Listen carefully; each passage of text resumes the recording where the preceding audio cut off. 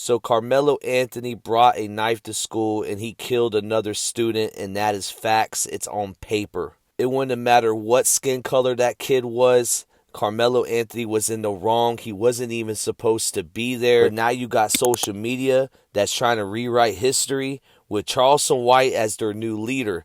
Now, Charleston White, we all heard that epic rant that he did, and he said that Carmelo Anthony should have killed both the brothers, saying that they were bullies. But now this dude has even doubled down, and honestly, I wouldn't be surprised if the ABT, the Aryan Brotherhood of Texas, doesn't take out Charleston White.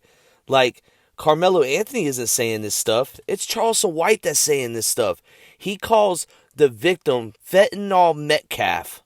Listen to this. Fentanyl Metcalf, him and his twin brother, are well-trained experts in jiu-jitsu. Oh, y'all didn't know that? Look it up. Document it. I swear to God. Well-trained experts, and they are the size of real NFL players. Karmelo, little old frail, skinny black kid. Small than a motherfucker. But these guys are some white boy giants, and they're trained, almost experts in jiu-jitsu. Austin has so much anger and rage in him, he can't control his temper. He broke his dad's shoulder, dislocated that motherfucker, tore his ligaments. If you think I'm lying, there's a public interview of the dad admitting to it that Austin broke his shoulder, so he's dangerous. Oh, somebody's reporting my video. Oh, so y'all screen record this and get the truth out. They're trying to stop it. Sarah J. Fields is trying to stop this, and all those white people in Collin County. Then you can't stop the truth, white people. Y'all had y'all day. You better quit picking on your niggas, because you got China, Russia, North Korea, and y'all let all these people in. America don't belong to y'all no more. It belongs to the immigrants and the foreigners and the young and the brave. Young black children like Carmelo Anthony that'll do something to a white boy that's fucking with him. No matter where they at, school, the bathroom, church, or anything. If we would have had at least one Carmelo Anthony, when that little white kid went inside the church and shot all those black people praying, all we needed was one Carmelo Anthony, and he would have saved the day. Fentanyl Metcalf, him and I ain't even gonna lie, this is starting to get me pissed off, man. Charleston White's always been entertaining, and I haven't agreed with a lot of things he said. He's also said he would R-word white women, but when it comes to this case, he flip-flops so dang quick, and it doesn't make a lot of sense to me. And then you start to think about it. He is getting paid. He has to be getting funded by the left to be an agent of chaos at this point, because it just doesn't make a lot of sense, and it was so random. And when we got Aiden Ross that donated to the Metcalf family, he's obviously pro-victim, but then you got his friend Charleston White that's on the other side. Did something happen between the both of them after the fight with the Island Boys? That's what's going in my head right now. I'm like, holy crap. But let's talk about what he said, because he likes to bring up that Austin and Jeff had a fight. And Jeff, first it was Jeff got some ribs broke. Now it's changed to a shoulder, which it's irrelevant. We didn't hear Trayvon Martin's previous encounters with family members. And y'all like how I brought up George Zimmerman, because George Zimmerman's an asshole. I think we all can agree with that. The left, the right, the middle. George Zimmerman has acted like an asshole since the whole case has been over with, even though he was found not guilty, which he is not guilty in the court of law. But that doesn't make him not an asshole, kind of how the Carmelo Anthony family is right now. They're assholes. But let's talk about something else he said. He talked about how Austin Metcalf knew jiu-jitsu. Okay, if Austin Metcalf was a black belt in jiu-jitsu, I think that Carmelo Anthony would have had no chance of stabbing him. Now, if I'm capping, leave a comment and let me know, but that's just my opinion on that. If he was a black belt in jiu-jitsu, Carmelo Anthony would never had a chance to stab another him. White piece of shit, and I hope all white people can agree with me on this, is Dylan Roof. He brings up Dylan Roof. He's saying if there was one Carmelo Anthony in that church, Dylan Roof would have been took down. This is the issue, and I don't know if you ever heard this saying before, Charleston White. I'm going to teach you something, old man. You're older than me, but you're obviously not wiser. But never bring a knife to a gunfight. And I hate Dylan Roof, but we're going by the facts. He had a gun, and you're saying Carmelo Anthony with a knife would have stopped him? Boy, you make no sense. And then the final thing that I got from the whole second double down rant of Charleston White after he did that interview is that he's racist. In his mind, he has a visual of who he thinks a white person is, and it is what it is. It's cut and dry with him. He's never going to change. I can't believe he used white people and he pandered white people, and then he flip-flopped the last second. It's funny, with a room of white people, he acts totally different with a room of black people, and that is just fake as hell. So Dominique Alexander doesn't like when his charges are read out on a video. He's coming at Sarah Fields for that very reason. So guess what we're going to do real quick? Let's go over what he's actually been charged and convicted with. First thing is felony injury to a child, you POS. Somebody get JD DeLay and get the wood chipper. And then it's all kinds of other stuff in between, right? Offensive physical contact, probation violation, stealing a car, falsely claiming a car that was stolen, felony theft of property, but then it gets, again, a violence right here, right? Felony assault causing serious bodily injury, and that was a woman, by the way, y'all.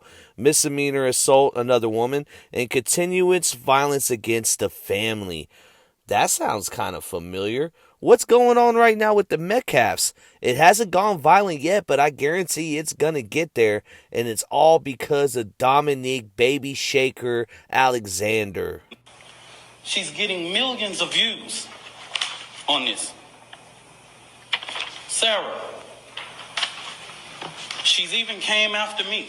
Damn Skippy. Yes, I was getting millions of views on X about you, and now I'm getting thousands of views on Facebook for my reporting on the Anthony family and Dominique Alexander, and now you want to take it to TikTok. No problem. We can do this. That the information that says that Karmelo Anthony's family put out a packet for a court-appointed attorney is false, y'all. Attorney Mike Howard is still on the case. I don't know where all of this information, no, let me correct. I do know where this information is coming from. I'm the problem. It's me. Remember that press conference where you called me out specifically because I got under your skin? Do you want to know why I got underneath your skin? Because I was the first journalist to actually release all of your information and do a full investigation on your little crime network. You're a liar, a perfect pick for someone to represent or advocate for the Anthony family. You got mad because I exposed you, your organization, and your grift, and I did it with receipts and documentation. So your response was to call me a liar and hateful, and never once did you address anything that I actually put out, any of the information, because you can't, because there is absolutely no defense for you. So let's first address the fact that you say in that video that filing for indigence is an automatic process. No, it's not. To request court-appointed counsel, the defendant first needs to prove that they are indeed indigent, which means unable to afford legal representation. This involves completing and submitting a form detailing income, expenses, and property. They waited for Karmelo to turn 18 before they did this, because now as an adult, technically, he has nothing. His family has it all, and the Give, Send, Go is in his mother's name. He, technically as an adult, has no income, expenses, or property. These forms are obtained from the local county's website, or the Texas Commission's Indigent Defense Texas website, or directly from the court. The defense must request it, submit the paperwork, and then wait on the approval process. For now, Mike Howard is still his defense attorney as listed on the court documents. I have shown those court documents, and I have always told people that he is their defense attorney, keywords, for now. This will not stop him from moving to an assigned attorney later on. Furthermore, and this is from Collin County Court, by the way, because Karmelo was approved for indigent defense as reported by his advocacy group, it's actually likely that he will not receive a salaried public defender, but instead a private attorney who volunteered or will be appointed, will be paid by the county using taxpayer funds.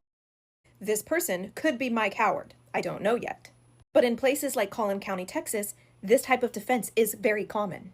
Private attorneys can request retainer either as a flat fee or hourly, as shown in that picture I showed you. Now, you also stated this in your video. Because somebody want to say something just insinuating about me, or just some stupid and false different things, right? Honey, I didn't insinuate anything. Can we talk about this? You're a convicted felon of family violence, harming a 2-year-old and then lying about it, felony theft, stealing a car, forgery, evading arrest, filing a false report. There's more. And don't even get me started on the peaceful protest that you held that ended with the unaliving of 5 Dallas police officers. Whoa, I never heard that before. And she's always been right about stuff, but I had to go look into that myself. And dang, she is right. 5 officers were murdered because of this dude's protest. So this did really happen in Dallas. And honestly, today marks the 9-year anniversary, if that isn't coincidental. Like the Carmelo Anthony movie doesn't start, or the Austin Metcalf movie doesn't start in the bleachers. It starts there with those officers dying, man. This is sad, man. Oh my gosh.